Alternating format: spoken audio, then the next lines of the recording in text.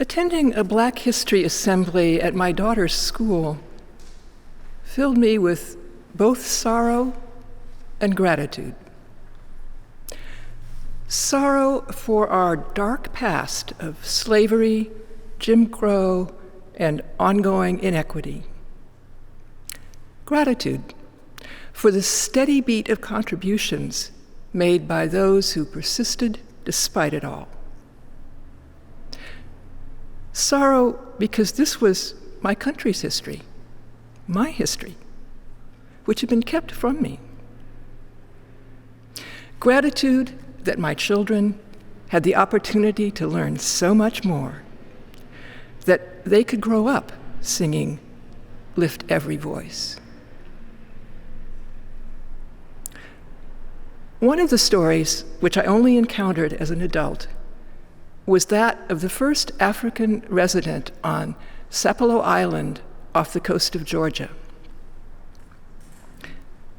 Bilali was an educated young Muslim when he was captured somewhere in West Africa sometime in the late 18th century.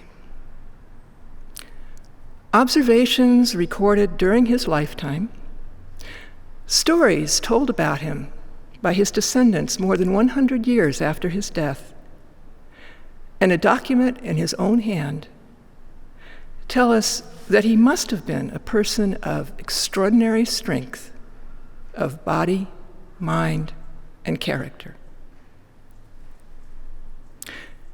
He survived the terror of kidnapping, torn forever from his home, family, and community.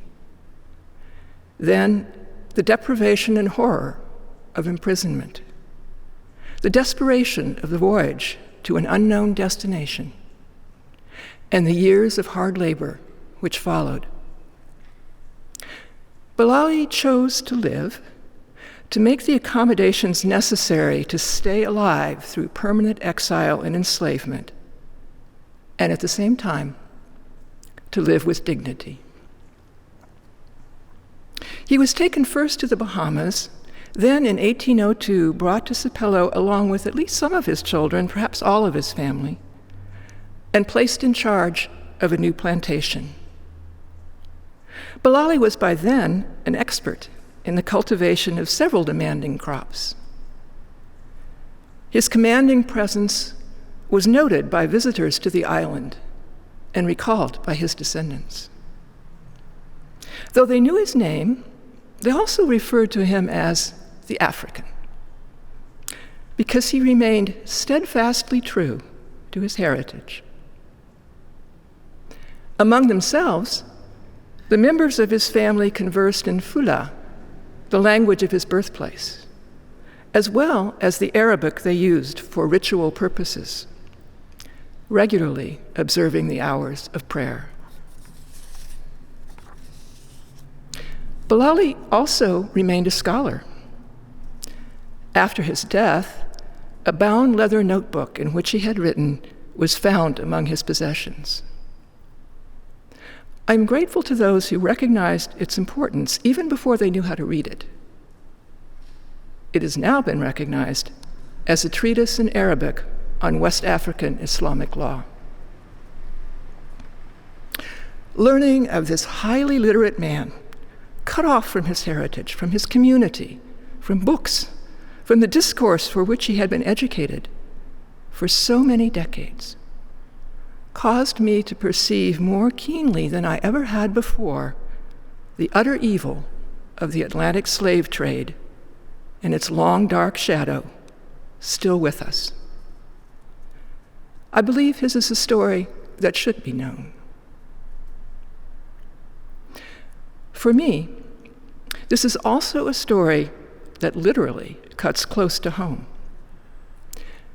My husband's grandfather grew up on Dafuski, several islands north of Sapelo, speaking Gullah, the language created from a mixture of African languages and English by the early residents of those coastal areas. The down payment for the house in which we live came from Harold's share from the sale of Dafuski land.